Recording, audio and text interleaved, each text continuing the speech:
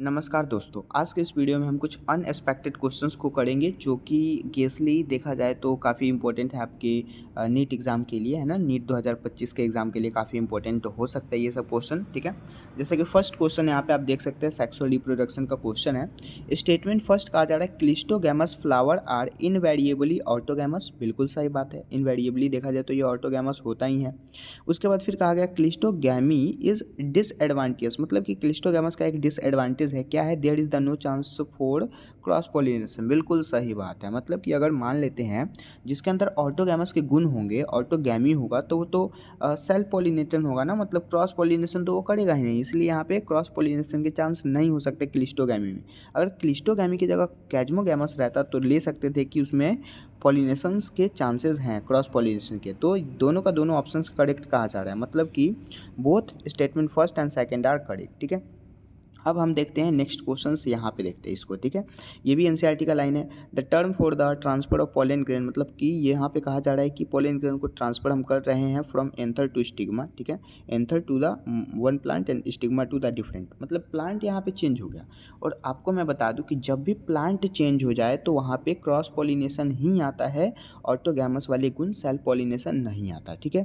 तो यहाँ पे जिटोनोगैमी, कैजमोगैमी, क्लिस्टोगैमी, ये सब के सब जो है ना, ये क्या है, ये एक प्रकार के ऑटोगैमस के ही, मतलब कि देखा जाए तो ऑटोगैमस ही होंगे, क्योंकि इन सब में सेल्फ पॉलिनेशन आता है, सेम फ्लावर आता है, ठीक है। और डिफरेंट प्लांट आ गया, डिफरेंट प्लांट कहने का मतलब है कि इसमें क्या आ जाएगा, जीनोगैमी आ जाएगा, ठीक है। राइट आंसर्स क्या हो जाएगा, अगर यहाँ पे सेम प्लांट रहता तो हम इन सब में भी अब चूज़ करते हैं, लेकिन डिफरेंट प्लांट ही आ गया तो ये डायरेक्ट ही जीनोगैमी हो जाएगा, ठीक है। जहाँ से क्वेश्चन पूछे जा सकते हैं आगे भी। अगेन फिर हम आगे देखते हैं, जैसे डायोडेल्फस के स्टामिन और भी बहुत सारे डायोडेल्फस, मोनोडेल्फस के एग्जांपल आप याद कर लीजिएगा, इंपॉर्टेंट है। इसका राइट आंसर बी हो जाएगा। अगेन फिर आप देख सकते हैं टिपिकल एंजियोस्पर्म एम्ब्रियो से एक मैच्योर 8 न्यूक्लिएट 7 सेल्ड होता है, जो कि इंपॉर्टेंट है।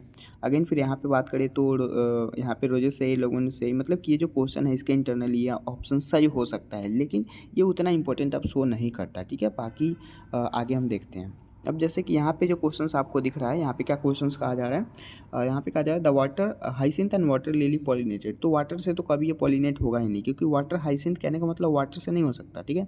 वाटर हाइसिंथ से अगर आप रिलेट करेंगे कि वाटर हाइसिंथ है मतलब वाटर से पॉलिनेट होगा, तो ऐसा कुछ बात नहीं है, ठीक है। मतलब ये तो ऑप्शन गलत हो गया।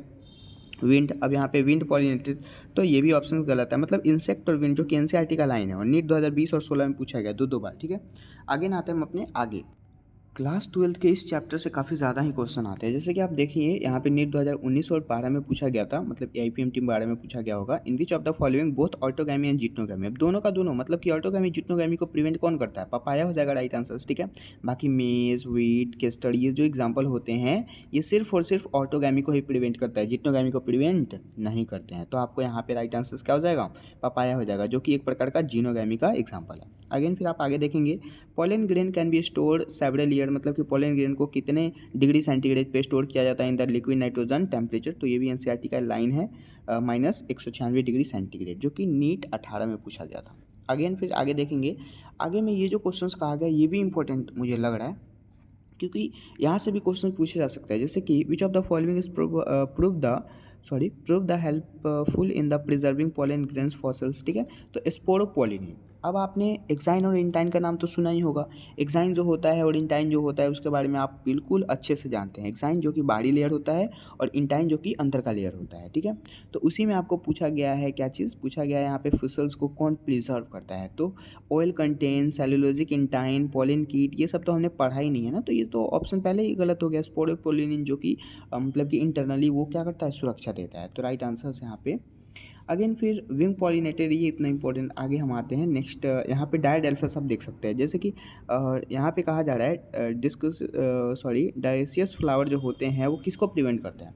तो एक होता है मोनोसियस और दूसरा होता है डायोसियस। अभी हमने नीट 2019 वाले क्वेश्चन में क्या किया था कि यहाँ पे आपको ऑटोगैमी और जिटनोगैमी दोनों को प्रिवेंट करना था। तो ऑटोगैमी अगर जिटनोगैमी दोनों को प्रिवेंट करेगा तो उसको बोलेंगे हम डायोसियस प्लांट, जो कि आप यहाँ पे देख सकते हैं, जैसे कि ये वाला क्वेश्चन हमने किया था ना। और इस क्वेश्चन में क्या कहा गया था कि both autogamy and geitonogamy are prevented, जिसका एग्जांपल हमने ले लिया था पपाया, जो कि एक प्रकार का डायोसियस होता है। और यही क्वेश्चन नीट 2017 में एज अ क्वेश्चन पूछा गया था कि in the dioecious flowering plants prevent both. अब दोनों को प्रिवेंट करेगा, मतलब ऑटो और जिटनो दोनों को प्रिवेंट करेगा, तो उसको हम क्या बोलेंगे, ऑटोगैमी और जिटनोगैमी बोल सकते हैं। ठीक है, अगेन फिर देख सकते हैं फंक्शनल मेगास्पोर, अगर वही यहाँ पे रहता कि सिर्फ ऑटोगैमी को प्रिवेंट कर रहा है, जिटनोगैमी को नहीं कर रहा है, तो उसको हम मोनोसियस लेते। ठीक है, तो ये याद कर लीजिए, काफ़ी इंपॉर्टेंट है, बहुत ज़्यादा ही यहाँ से पूछे जाते हैं क्वेश्चन। अगेन फिर आप देख सकते हैं function megaspore is the example of, तो यहाँ पे मतलब एंजियोस्पर्म के लिए बताना है तो embryo sac is the right answers, क्योंकि मेगा का बात किया गया, और जब भी मेगा से रिलेटेड वर्ड आए तो आपको समझना है कि वो फीमेल से रिलेटेड है। ठीक है, अब आपको पता ही है कि यहाँ पे एम्ब्रियोसेक जो होता है वो फीमेल के अंदर होता है, ओव्यूल भी बेसिकली फीमेल के इंटरनली ही होता है, लेकिन हमें यहाँ पे फंक्शनल मेगास्पोर पूछा गया एंजियोस्पर्म का, तो एम्ब्रियोसेक हो जाएगा। ठीक है, आगे फिर आप देख सकते हैं जैसे और भी यहाँ पे बहुत सारे क्वेश्चंस हैं, जैसे ये क्वेश्चन आपके लिए इंपॉर्टेंट हो सकता है, the true ovule of angiosperm is technically equivalent to the megasporangium. ठीक है, जो कि नीट 2016 में पूछा गया था। ठीक है, बाकी यहाँ पे ये जो क्वेश्चन है ये भी बहुत ही ज़्यादा फेमस क्वेश्चन है। यहाँ पे proximal end and the filament stamen is attach to, तो ये किससे अटैच होता है, ये थैलस और पेटल से अटैच होता है। ठीक है, उसके बाद majority of the angiosperm, this is the right answers. ठीक है, नॉर्मल सा क्वेश्चन है।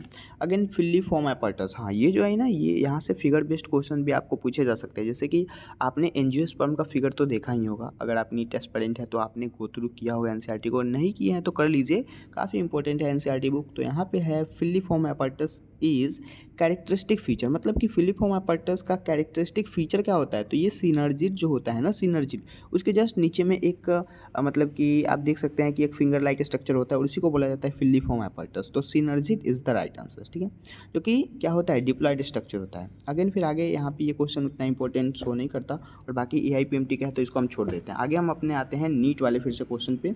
अब नीट वाला क्वेश्चन नेक्स्ट टॉपिक में है, जैसे कि यहाँ पे भी नीट वाला क्वेश्चन पूछा गया है, megasporangium is equivalent to, तो मेगा स्पोरेंजियम किसके इक्विवेलेंट है, ओव्यूल के इक्विवेलेंट है। ठीक है, बाकी ये जो है जैसे कि टैपेटम पे क्वेश्चन पूछा गया है कि बताइए कि इसमें से करेक्ट ऑप्शंस कौन सा होगा, तो टैपेटम जो होता है वो नरिशमेंट प्रोवाइड करता है जो भी डेवलपिंग पॉलन ग्रेन्स होते हैं उनको।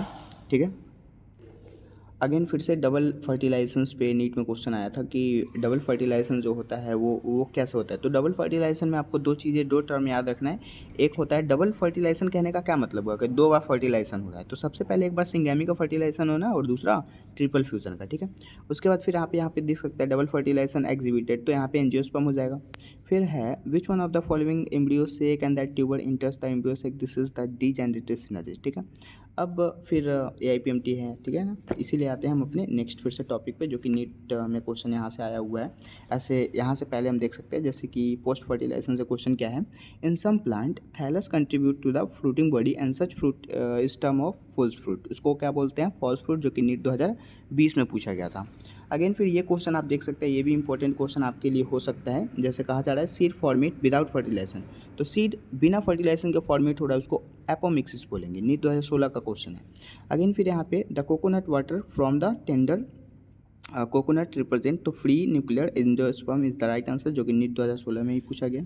अगेन फिर यहाँ पे cotyledons of maize grain is known as scutellum. ठीक है, अगेन फिर ये सारे क्वेश्चंस एआईपीएमटी के हैं, तो नीट वाले क्वेश्चंस पे फिर से आते हैं यहाँ पे, है ना, जैसे कि ये क्वेश्चंस भी काफ़ी ज़्यादा इंपॉर्टेंट है, और ये बिल्कुल नॉर्मल सा क्वेश्चन है कि in some plant the female gamete develops into the embryo without fertilization, बिना फर्टिलाइजेशन का अगर डेवलप हो रहा है तो उसको क्या बोलेंगे, तो this phenomena is known as parthenogenesis. ठीक है, उस फेनोमेना को बोलते हैं पार्थिनोजेनेसिस, जो कि नीट 2019 में क्वेश्चन पूछा गया था। अगेन फिर से एआईपीएमटी के क्वेश्चन है तो इसको हम छोड़ सकते हैं। Again the next chapter human reproduction, जहाँ से क्वेश्चन नीट में आए हुए हैं, और यहाँ से क्वेश्चन नीट 2024 में पूछा गया था। जैसे ये क्वेश्चन है प्लासेंटा, तो प्लासेंटा कहाँ होता है, प्लासेंटा जो होता है ना एक हार्मोन रिलीज करता है। ठीक है, प्लासेंटा के इंटरनली जो बेबी डेवलप हो रहा होता है उसके इंटरनली ह्यूमन क्रोनिक गोनाडोट्रोपी मतलब HCG नाम का हार्मोन रिलीज होता है वहाँ से। जोना पेलुसिडा के लिए लेयर ऑफ द ओवम का जो लेयर होता है उसको जोना पेलुसिडा के नाम से जानते हैं।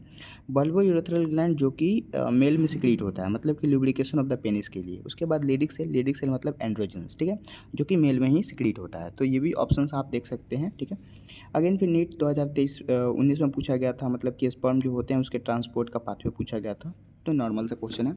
अगेन फिर आप यहाँ पे देख सकते हैं नीट 2016 में ये क्वेश्चन आया था वही पाथवे ऑफ स्पर्म के लिए, ट्रांसपोर्ट के लिए, ठीक है। तो 16 में भी ये क्वेश्चन आया हुआ है और 19 में भी ये क्वेश्चन आया हुआ है, जिसका पाथवे का क्या होता है, सबसे पहले सेमनीफेरस ट्यूब्यूल्स, फिर rete testis, vasa efferentia, epididymis, vas deferens, ejaculatory duct, urethra और यूरेथ्रल मीटर्स, ठीक है। तो ये आप अगर याद कर लेते हो तो आपका 4-5 क्वेश्चन ऐसे ही नीट का सॉल्व हो जाएगा, और बाकी अगर आगे पूछा गया है तो फिर बना सकते हैं आप। अगर फिगर बेस्ड क्वेश्चन पूछे जा रहे हैं, इस साल फिगर बेस्ड क्वेश्चन आया हुआ था, ठीक है। तो ये फिगर जो है इसके इंटरनली अब फीमेल रिप्रोडक्टिव सिस्टम में कौन कौन से पार्ट कहाँ कहाँ पाए जाते हैं, तो इसको आपको याद कर लेना है ना। जैसे कि ए में क्या होता है, तो इनफंडिबुलम ए में नहीं है, ए में क्या है, ए में का ऑप्शंस दिया नहीं है। ये जो होता है ये एक प्रकार का यूट्रस का वाल है, ठीक है। उसके बाद बी में मतलब कि इंडोमेम्ब्रेन इंटरनली यूट्रस का वाल होता है। ए में इंडोमेट्रियम, दूसरा मायोमेट्रियम। सी में जो है ना, सी कहाँ पे दिख रहा है आपको, सी कहीं नहीं, यहाँ पे दिख रहा है। तो ये जो होता है इनफंडिबुलम होता है, और डी जो होता है हमारा फिम्ब्रियाई होता है, ठीक। अगेन फिर AIPMT का क्वेश्चन है जिसको हम छोड़ सकते हैं, और आगे फिर आते हैं अपने नीट वाले क्वेश्चन पे। जैसे कि यहाँ पे गैमेटोजेनेसिस से क्वेश्चन आया हुआ है, स्टेटमेंट बेस्ड। जैसे ये क्वेश्चन कहा जाए, the release of sperm into the seminiferous tubules is called spermiation, this is the correct option, ठीक है। और सेकंड है spermiogenesis is the process the formation of sperm from the spermatogonia, ये गलत बात है, स्पर्मेटोगोनिया से सिक्रीट नहीं होता, मतलब स्टेटमेंट इनकरेक्ट हो गया। तो first is correct but second is incorrect. तो ऐसे करके क्वेश्चन नीट में आए हुए हैं जो कि इंपॉर्टेंट हैं, ठीक है। और फिर ये क्वेश्चन यहाँ से पूछ लिया गया जो कि अभी मैंने सॉल्व आपको करवाया था, ठीक है। ओवरी को हम किससे मिलाएंगे, प्रोजेस्टेरोन और एस्ट्रोजन हार्मोन सिक्रीट होता है ओवरी में। प्लासेंटा के हमने क्या मिला था, प्लासेंटा का हमने सबसे पहले ही SCG हार्मोन वगैरह देखा था, है ना। तो SCG हार्मोन तो इसके इंटरनली ऑप्शंस है नहीं, तो इसका राइट आंसर क्या होने वाला है। तो यहाँ पे आपको यहाँ पे क्या दिया हुआ है, ह्यूमन क्रोनिक, मतलब कि हार्मोन से रिलेटेड SCG HPL ये सब नहीं दिया, लेकिन ह्यूमन क्रोनिक दिया हुआ है, तो ये भी आप लगा सकते हैं, ठीक है। उसके बाद कार्पस ल्यूटियम के लिए प्रोजेस्टेरोन हार्मोन हो जाएगा ओनली, और लेडिक सेल जो कि मेल में सिक्रीट होता है, androgens is the right answer, ठीक है। अगेन फिर नेक्स्ट क्वेश्चन यहाँ पे नीट 2020 में जो कि हाईली कंसनट्रेटेड एस्ट्रोजन के लिए क्वेश्चन पूछा गया था कि आपको बताना है कि विच of the following hormone level will cause the release of oven, जिसको ओव्यूलेशंस बोलेंगे, फ्रॉम द ग्राफियन फॉलिकल, ठीक है। अगेन फिर है meiotic division of the secondary meiotic oocyte completed at the time of fusion of the sperm and the ovum, ठीक है। तो ऐसे करके क्वेश्चन पूछे जाते हैं जो कि नॉर्मल से क्वेश्चन होते हैं। अगेन लॉट्स ऑफ क्वेश्चन यहाँ से पूछा गया है जो कि काफ़ी ज़्यादा इंपॉर्टेंट है। तो अनएक्सपेक्टेड जो क्वेश्चन हमने किया है वो काफ़ी ज़्यादा इंपॉर्टेंट है। बाकी अगले वीडियोस में और भी हम सारे क्वेश्चंस को करेंगे, ठीक है। तो इस वीडियो के यहीं पे कंप्लीट करते हैं, मिलते हैं अगले वीडियोस में, तब तक के लिए थैंक यू।